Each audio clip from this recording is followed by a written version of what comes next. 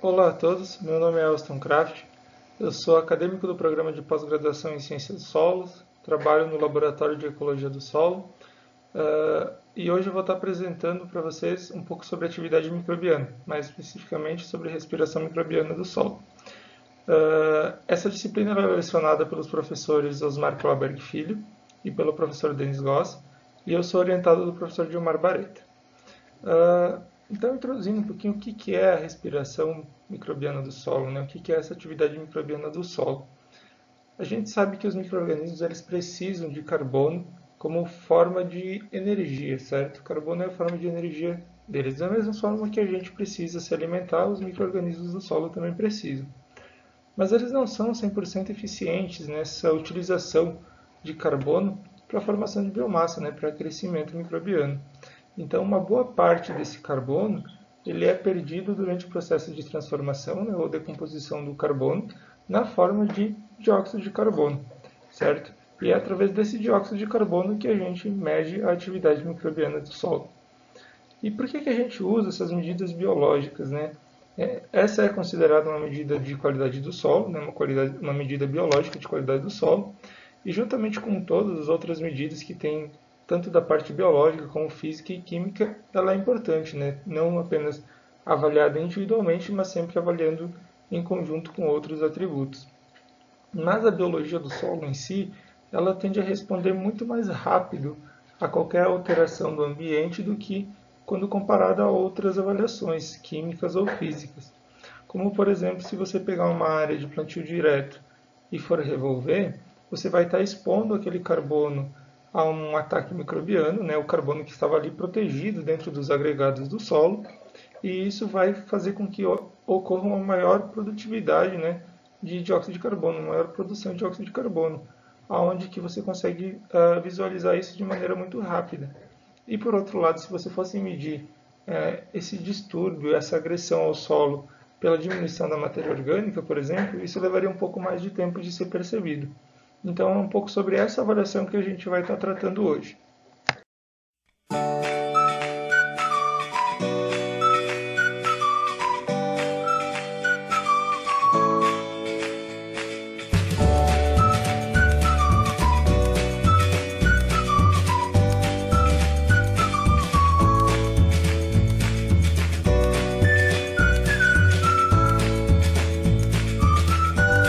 Aqui a gente vai mostrar agora para vocês como funciona o experimento, né, uma parte do experimento da atividade microbiana, onde a gente vai avaliar quanto dióxido de carbono é liberado por eles através da respiração. Então, aqui a gente tem um recipiente, né, e dentro desse recipiente a gente tem aproximadamente 50 gramas de solo e um vidro dentro, um snap, onde tem uma solução de hidróxido de sódio. O que esse hidróxido de sódio vai fazer? A gente sabe que a fonte de energia dos micro-organismos é o carbono, né? Então eles precisam de carbono para sobreviver como a gente precisa de comida. Só que eles não são 100% eficientes em utilizar esse carbono que está ali no solo, que vem em função dos resíduos vegetais, enfim, né? Eles acabam aproveitando aproximadamente um terço desse carbono que está ali. E esse restante de carbono, ele é perdido, né, na forma de dióxido de carbono, que é o que a gente tenta medir aqui, que seria a atividade microbiana. Então, esse hidróxido de sódio que está dentro do SNAP aqui, ele vai captar todo o dióxido de carbono que vai ser liberado pelos micro-organismos e fixar ali dentro. Posteriormente, é feita a paralisação com cloreto de bário, onde que, a partir do momento que você adiciona cloreto de bário dentro do SNAP, não vai mais ocorrer a captura de dióxido de carbono.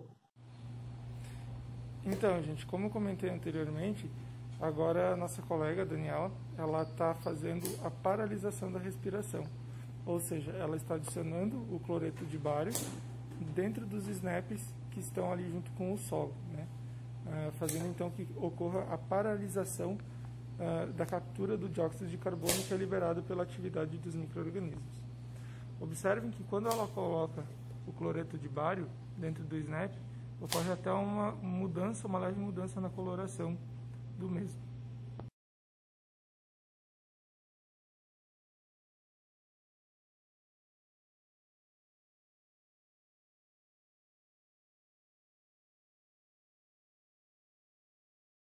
Agora a gente vai mostrar aqui a segunda etapa desse processo que a gente está demonstrando. O que foi feito? Então, a Daniela ela pegou e fez a paralisação antes, né, com um cloreto de bário. E veja que este aqui é o snap que ela utilizou, que ela no caso paralisou já, que estava dentro, né? Ele já tem uma coloração um pouco menos translúcida, né?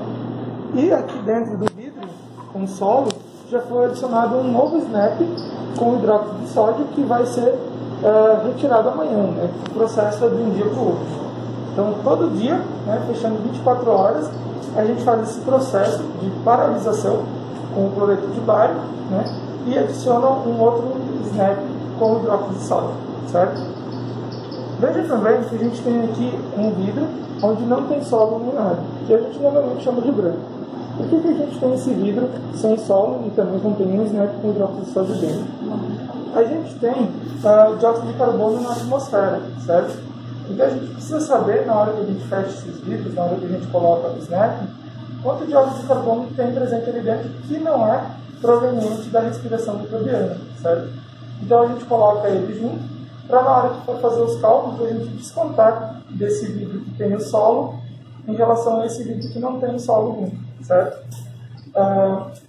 Uma coisa que é bem importante a gente ressaltar, que esses vidros aqui, depois que é feito esse processo, eles vão para uma BOD, certo? Com temperatura controlada, a 28 graus, e ele vai ficar sobre ausência de luz.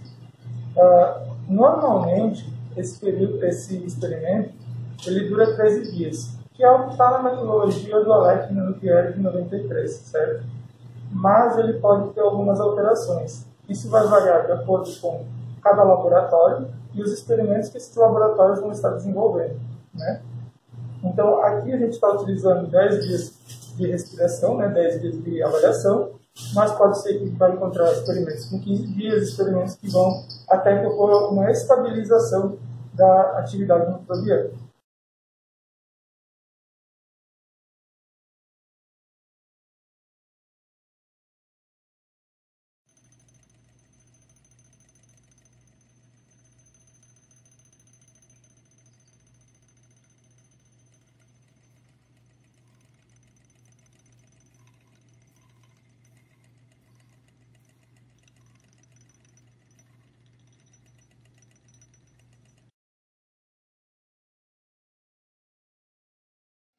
Bom, gente, agora então chegando na parte final, eu quero mostrar para vocês como que faz o cálculo então para determinar essa atividade microbiana, certo?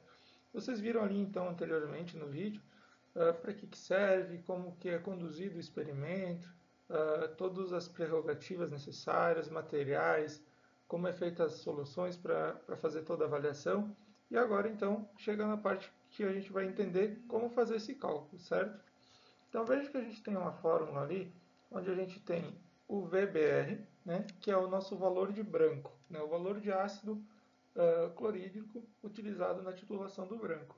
Lembra que a gente tem o branco, que é a nossa amostra, que vai lá sem o solo, só o vidro com o snap dentro e o hidróxido de sódio, certo? Então desse valor de branco a gente vai descontar a quantidade de ácido clorídrico gasto na titulação do snap que tinha o solo junto, ok? Multiplicado por 0,1, que é a molaridade do ácido clorídrico utilizado na titulação dessas amostras, vezes o 6, que tem ali, que é referente a uma constante do dióxido de carbono, multiplicado por 1000, que é a transformação da unidade que a gente vai estar utilizando em miligramas por quilograma de solo, certo? Dividido, então, pelo PSS, que é o peso do solo seco. Lembrem que lá, quando foi montado o experimento, a gente comentou que é utilizado 50 gramas de solo, mas isso são 50 gramas de solo úmido, certo? A gente tem que ter uma umidade adequada para que ocorra também a atividade microbiana de forma adequada. Ou, caso contrário, a gente poderia estar restringindo, causando algum outro estresse adicional. Então, aquilo lá a gente pesou 50 gramas de solo úmido, né? E para fazer o cálculo a gente tem que descontar essa unidade, trabalhar com o peso do solo seco. Dividido pelo tempo, né? O tempo, lembra que a gente comentou que o processo era feito todo dia, né? Então a gente paralisava a captura do dióxido de carbono, trocava o snap, para no dia seguinte fazer a mesma avaliação, certo? O mesmo processo.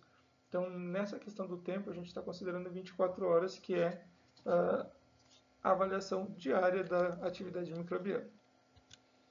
Então, indo para um modelo mais prático, ali, utilizando valores reais e substituindo na fórmula os valores, a gente tem ali como 15,98 o valor utilizado na titulação do branco, menos 8,55, que é o valor que foi titulado a amostra com o solo, multiplicado então pelo 0,1, que é a nossa molaridade do ácido, vezes o 6, né, que é a nossa constante do dióxido de carbono, vezes 1000 da transformação, dividido já então por 40,31, aqui já foi descontado a porcentagem de umidade, né, em cima dos 50 gramas de solo úmido, dividido pelo nosso tempo, que são 24 horas. Ao final, então, a gente chega ali com 4,61 miligramas de CO2 por quilograma de solo seco por hora produzido naquela amostra naquele dia, ok? Então, assim, a gente tem uma ideia de quanta atividade microbiana a gente está tendo no nosso solo. E para exemplificar um pouco melhor, a gente trouxe aqui alguns dados do Primiere de 2017. Certo? Aqui são os dados das tabelas sem a comparação estatística. Se vocês quiserem, a gente vai deixar depois o artigo na descrição, né, o link para vocês poderem acessar e comparar todo o trabalho na íntegra. Mas aqui a gente vai estar só mostrando os dados brutos para vocês terem uma ideia um pouco melhor de como a gente pode fazer essa avaliação. Então vejam que o Primiere, eles tinham, né, e colaboradores, eles tinham 4 tratamentos, certo? Eles tinham o campo nativo, tinham a floresta nativa, reflorestamento de pinos e reflorestamento de eucalipto, ok? Percebam que no campo nativo e na floresta nativa, os valores de respiração, de atividade, foram menores quando que a gente compara com as áreas de reflorestamento de pinos e reflorestamento de eucalipto. Certo? Mas o que a gente pode entender a partir desses dados? Que essas áreas de reflorestamento de pinos e de eucalipto podem estar promovendo um maior estresse àquela comunidade microbiana do que as áreas de campo nativo e floresta nativa. Por quê? Se a gente pensar, as áreas de reflorestamento de pinos e eucalipto são monocultivos, certo? Onde a gente tem um substrato, que seriam os resíduos das folhas, as acículas dos pinos, altamente lignificados e difíceis de ser decomposto. Ou seja, os organismos do solo eles vão ter um trabalho muito grande para poder decompor todo aquele material orgânico e aproveitar um pouco daquele carbono que está ali. Então acaba se perdendo muito para a atmosfera na forma de dióxido de carbono, ou seja, eles têm uma atividade muito grande em função de um estresse que pode ter naquela área. Já a área de campo nativo e de floresta nativa, você tem uma diversidade muito maior de resíduos de biomassa de planta. Além de que, provavelmente no campo nativo, você não vai encontrar um material tão lignificado, tão difícil de ser decomposto, quanto nas áreas de reflorestamento de pinos e eucalipto. E a floresta nativa vai ter uma diversidade muito grande, então não só de árvores, mas também de arbustos e outras plantas que são mais fáceis de ser decompostas. Então, dessa maneira, a atividade microbiana nos ajuda a entender que esses solos de reflorestamento de pinos e eucalipto estão em uma situação de estresse muito maior quando comparada às áreas de campo nativo e de floresta nativa.